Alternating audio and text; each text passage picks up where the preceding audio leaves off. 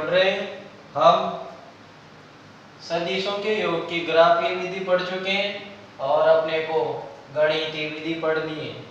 तो गणितीय विधि के द्वारा हमें दो सदिशों के परिणामी का परिमाण व दिशा ज्ञात करनी है। तो दो सदिश लेते हैं अपन।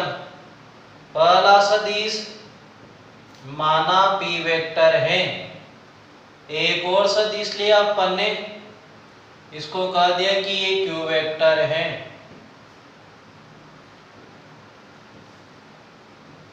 बताओ, दो सदिश p वेक्टर और q वेक्टर एक त्रिभुज की दो भुजाओं द्वारा निरूपित हैं। तो हम जानते हैं त्रिभुज नियम से त्रिभुज की तीसरी भुजा जो होगी वह विपरीत क्रम में इनके परिणामी को व्यक्त करेगी और हमें इस परिणामी का परिमाण और इसकी दिशा ज्ञात करनी है। तो इसको ज्ञात करने के लिए अपन तो हमने कहा कि AB और जो BC भुजाएं हैं ये P वेक्टर और Q वेक्टर को निरूपित करती है। माना दोनों के मध्य जो कोण है वो थीटा है। दो सदिश जो है इनके मध्य का कोण थीटा होगा।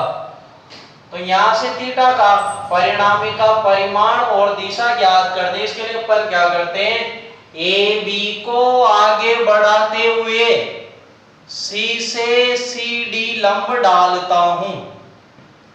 देखो, तो AB को आगे बढ़ाते हुए CD लंब डाला। तो अब यहां से ADC जो है ADC, ये ADC एक समकोण त्रिभुज हो गया। तो समकोण त्रिभुज ADC में द कर्ण स्क्वायर बराबर आधार स्क्वायर प्लस क्या होगा, लंब स्क्वायर, यानी कि AC स्क्वायर बराबर AD square plus CD square. AD को देखें तो AD को मैं AB प्लस BD लिख सकता हूं, यानी कि AD बराबर AB प्लस क्या हो जाएगा, BD। तो AC स्क्वायर बराबर AB प्लस BD का होल स्क्वायर प्लस हो जाएगा CD स्क्वायर। अब यहां से AC स्क्वायर बराबर AB square plus BD, AB plus BD का whole square plus CD square, इसको कहा समीकरण नंबर 1। तो अपने पास में P वेक्टर, Q वेक्टर और R वेक्टर यानी कि तीन भुजाएं हैं। BD और CD के मान लिए, तो BD और CD के मान ज्ञात करने के लिए समकोण त्रिभुज BCD को देखें। तो समकोण त्रिभुज BCD में ये कोण थीटा है, इसका होगा कि सामने लंब और यहाँ क्या हो जाएगा, आधार, और अपने पास में कर्ण का मान ही से Q वेक्टर। तो समकोण त्रिभुज BCD में तो यहाँ आधार होगा, तो आधार और कर्ण में जो संबंध है वो कोस थीटा द्वारा ज्ञात करेंगे। कोस थीटा बराबर आधार बटे कर्ण, कर्ण कितना हो जाएगा, BC। तो BD बराबर क्या हो जाएगा, BC कोस थीटा। देखो इधर, तो BC जो है ये Q वेक्टर को निरूपित कर रहा है। अपने को BC का परिमाण लेना है, तो सदिश Q वेक्टर है तो इसका परिमाण कितना हो जाएगा, Q, यानी कि BD बराबर BC की जगह क्या लिख सकता हूं, Q, और क्या लिखा, कोस थीटा। तो अपन ने मान निकाल लिया BD का। इसी प्रकार अपन CD का मान निकाल सकते हैं। तो CD का मान निकालने के लिए पुनः समकोण त्रिभुज BDC में तो लंब निकालना है, तो sin थीटा बराबर लंब बटे कर्ण, कर्ण कितना हो जाएगा, BC। तो CD बराबर BC sin थीटा। वापिस BC जो है वह Q वेक्टर को निरूपित करता है, तो इसका परिमाण जो होगा वो कितना होगा, Q sin थीटा। ये जो मान है अपने पास, जो मान है BD और CD के, ये मान में समीकरण 1 में लिख रहा हूं। देखो समीकरण 1, द AC स्क्वायर, ये रहा AC जो है वो R वेक्टर को निरूपित करता है, तो इसका परिमाण जो होगा वो कितना हो जाएगा R, यानी कि R स्क्वायर बराबर AB जो है वो P वेक्टर को निरूपित करता है, यानी कि इसका परिमाण जो होगा AB का मान वो कितना हो जाएगा P प्लस BD का मान निकाल चुके हैं अपन। BD का कितना होगा Q cos थीटा का होल स्क्वायर प्लस CD का मान निकाला अपन ने Q sin थीटा, और इसका क्या हो जाएगा स्क्वायर, यानी कि R स्क्वायर बराबर P square plus 2PQ cos theta plus Q square cos square theta plus Q square sin square theta हो जाएगा, यानी कि R स्क्वायर बराबर देखो the P square plus 2PQ cos theta plus Q square, यहाँ भी आ रहा है यहाँ भी आ रहा है, कॉमन ले सकता हूं मैं, तो Q स्क्वायर कॉमन लिया अपन ने, cos स्क्वायर थीटा प्लस क्या होगा sin स्क्वायर थीटा। हम जानते हैं cos square theta plus sin square theta बराबर कितना 1, तो R स्क्वायर बराबर P square plus 2PQ cos theta plus हो जाएगा Q स्क्वायर। ये जो समीकरण आया R स्क्वायर बराबर P square plus 2PQ cos theta plus Q square, या इसको मैं ये लिख सकता हूं R बराबर स्क्वायर हटेगा तो रूट लग जाएगा P square plus 2PQ cos theta plus हो जाएगा Q स्क्वायर। इस समीकरण को कोज्या नियम कहा जाता है। इन समीकरणों को ही, ये जो समीकरण आया इसको ही कोज्या नियम कहा जाता है, और इस कोज्या नियम के द्वारा दो सदिश जिनके मध्य थीटा कोण है इनके परिणामी का परिमाण ज्ञात किया जाता है। इसको अपन क्या कहेंगे कोज्या नियम। तो अपने को दो सदिशों के परिणामी सदिश R वेक्टर का परिमाण ज्ञात करना था। तो सबसे पहले अपन ने दो सदिश P वेक्टर और Q वेक्टर लिए जो त्रिभुज की दो भुजाओं द्वारा निरूपित हैं। हम जानते हैं त्रिभुज नियम से कि विपरीत दिशा में जो तीसरी भुजा होगी त्रिभुज की वह इनके परिणामी को व्यक्त करेगी, यानी कि R वेक्टर को व्यक्त करेगी। इसका परिमाण ज्ञात करने के लिए हमने AB को आगे बढ़ाते हुए C से लंब डाला, तो समकोण त्रिभुज हो जाएगा ADC। इस समकोण त्रिभुज में AC स्क्वायर बराबर आधार स्क्वायर प्लस लंब स्क्वायर, AD को मैं AB प्लस BD लिख सकता हूं। BD और CD के मान निकालने के लिए वापिस त्रिभुज BCD पे गए, आधार निकालना है तो cos थीटा का सूत्र लगाया, और लंब निकालना है CD तो sin थीटा का सूत्र लगाया। मान रख दे अपन यहां से, तो R स्क्वायर बराबर P square plus 2PQ cos theta plus Q square, या R बराबर root P square plus 2PQ cos theta plus Q square. ये दो सदिशों के परिणामी का परिमाण निकालने का सूत्र होगा, इसको ही कोज्या नियम कहा जाता है। अब हम देखें कि यहां से जो परिणामी है, ये जो परिणामी होगा, ये परिणामी P वेक्टर के साथ कितना कोण बना रहे, यानी इसकी दिशा ज्ञात करनी है अपने को। तो हमने कहा कि माना जो परिणामी है ये P वेक्टर के साथ यानी कि पहले सदिश के साथ एल्फा कोण बनाता है, तो अपने को एल्फा का मान ज्ञात करना है। तो यहां से एल्फा कोण है तो सामने लंब होगा, और P वेक्टर जो है वो आधार पे है, तो लंब और आधार के लिए वापिस में समकोण त्रिभुज ADC में tan का सूत्र लगा रहा हूं, तो tan एल्फा बराबर लंब तो क्या हो जाएगा CD बटे आधार क्या हो जाएगा AD, तो सी डी बटे क्या आ जाएगा एडी, यानी कि टेन एल्फा बराबर, तो सी डी का मान निकाल चुके अपन पहले, क्या होगा क्यू साइन थीटा निकाला अपन ने, सी डी का बी सी साइन थीटा, यानी कि क्या होगा क्यू साइन थीटा, लिखा Q sine theta upon AD, AD को पहले तो मैं ए बी प्लस क्या लिखूंगा बी डी, ए बी को क्या लिख सकता हूं P vector plus B D को, बी डी का मान निकाल चुके हैं अपन, क्या हो जाएगा क्यू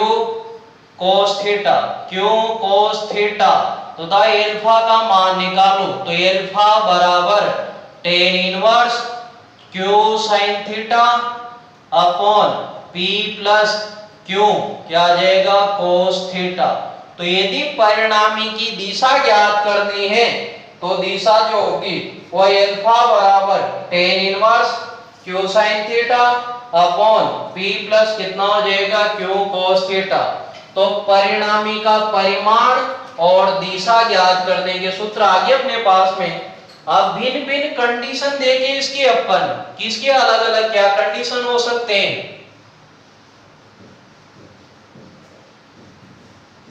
देखो इधर।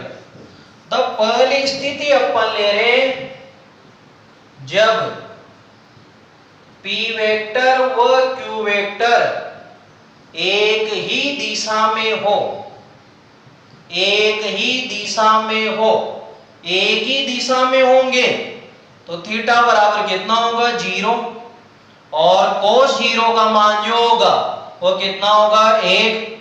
यदि P वेक्टर और Q वेक्टर जो है वो दोनों एक ही दिशा में हो, ये तो P वेक्टर रहा और ये Q वेक्टर रहा, दोनों एक ही दिशा में है, अर्थात थीटा बराबर कितना होगा जीरो और कोस जीरो का मान कितना होगा एक। इस कंडीशन में जो परिणामी होगा R बराबर the root P square plus 2pq cos theta, cos theta का मान एक, यानी कि कितना हो जाएगा 2pq और प्लस क्या होगा q स्क्वायर, यानी कि r बराबर p प्लस q का होल स्क्वायर लिख सकता हूं मैं, और होल स्क्वायर है तो रूट हटेगा, r बराबर जो होगा वो p प्लस क्या हो जाएगा q, यानी कि यदि ये दोनों एक ही दिशा में हो तो इनका परिणामी जो होगा उसका परिमाण डेट दोनों के योगफल के बराबर हो जाएगा। अगर दिशा देखिए इस कंडीशन में तो एल्फा बराबर the tan inverse sine zero, यहां मान लिखूंगा साइन जीरो, और साइन जीरो का मान कितना होगा जीरो, जीरो बटे जो भी संख्या आ रही है जीरो होगा, और टेन इनवर्स जीरो का जो मान है, टेन इनवर्स जीरो का जो मान है वो भी कितना होगा जीरो, यानी कि एल्फा का मान जो आया वो कितना होगा जीरो डिग्री। इसका अर्थ ये होगा कि परिणामी जो होगा वो भी P वेक्टर के साथ जीरो डिग्री का कोण बनाएगा, यानी कि परिणामी भी इनकी दिशा में ही होगा। एल्फा बराबर जो आया वो कितना हो जाएगा जीरो डिग्री। तो पहली कंडीशन जब P वेक्टर और Q वेक्टर एक ही दिशा में है अर्थात थीटा बराबर कितना होगा जीरो डिग्री। दूसरी कंडीशन देखें, जब P वेक्टर व Q वेक्टर विपरीत दिशा में है, विपरीत दिशा में है, विपरीत का मतलब होगा ये तो P वेक्टर रहा और Q वेक्टर जो है वो इस दिशा में होगा। P वेक्टर और Q वेक्टर परस्पर विपरीत दिशा में, इसका मतलब थीटा बराबर जो होगा वो कितना होना है 180, और कोस 180 का जो मान है वो कितना होगा -1। तो कोस 180 का जो मान होगा वो -1, तो r का मान देखें अपन, तो r बराबर द रूट पी स्क्वायर, कोस 180 का माइनस होगा यानी कि -2pq और प्लस क्या हो जाएगा q स्क्वायर, यानी कि r बराबर, तो इसको मैं p माइनस q का होल स्क्वायर लिख सकता हूं, यानी कि r बराबर जो होगा वो p माइनस कितना हो जाएगा q, यानी कि r वेक्टर जो होगा r का मान जो होगा वो p माइनस क्या होगा q, यानी कि दोनों के अंतर के बराबर होगा। इसको q माइनस p भी लिख सकते हैं। अगर q का मान बढ़ाए तो q माइनस p होगा और p का मान बढ़ाए तो p माइनस q हो जाएगा। तो r बराबर p माइनस q। दिशा के लिए देखें अपन, तो दिशा के लिए वापस साइन 180 का मान जो होगा वो साइन 180 का मान 0 रहेगा, यानी कि दिशा वापस इनके अनुदिश होगी। जो परिणामी होगा वो इनके अनुदिश ही होगा।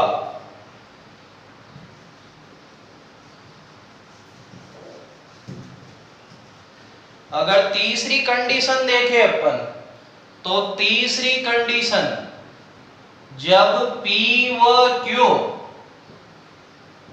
जब p वेक्टर व q वेक्टर परस्पर लंबवत हो अर्थात थीटा बराबर जो वो कितना होगा 90 और कोस 90 का मान जो होगा वो कितना हो जाएगा 0। तो r का मान देखें अपन, r बराबर सूत्र क्या होगा p square plus 2pq cos theta. Theta की जगह 90 का मान कितना होगा 0, यानी कि 2pq कोस थीटा का मान 0 डायरेक्ट क्या आ जाएगा q स्क्वायर। तो यदि परस्पर लंबवत है तो r बराबर जो होगा रूट p स्क्वायर प्लस क्या हो जाएगा q स्क्वायर हो जाएगा। अगर दिशा देखें अपन, तो अल्फा बराबर the tan inverse q sine theta, q sine theta sine 90 हो जाएगा अपॉन द यहां से p plus q cos theta, p plus q cos theta, theta की जगह कितना 90, समझना है इसको। तो अल्फा बराबर टेन इनवर्स q साइन 90 का कितना होगा 1, कोस 90 का कितना होगा 0, यानी कि टेन इनवर्स बराबर q, tan inverse q upon कितना हो जाएगा p। देखो q साइन 90 का कितना होगा 1, p प्लस q कोस 90 का कितना होगा 0, तो ये तो 0 हो गया, ये 1 हो गया। दिशा जो होगी वो अल्फा बराबर टेन इनवर्स q अपॉन कितना हो जाएगा p। तो गणितीय विधि के द्वारा अपन ने दो सदिश दे रखे जो थीटा कोण पर स्थित है, तो इनके परिणामी का परिमाण जिसको अपन कोजिया नियम कहते हैं और परिणामी की क्या दिशा होगी उसके लिए पढ़ा है। अगर कोई दिक्कत हो तो कमेंट कर सकते हैं इस पे।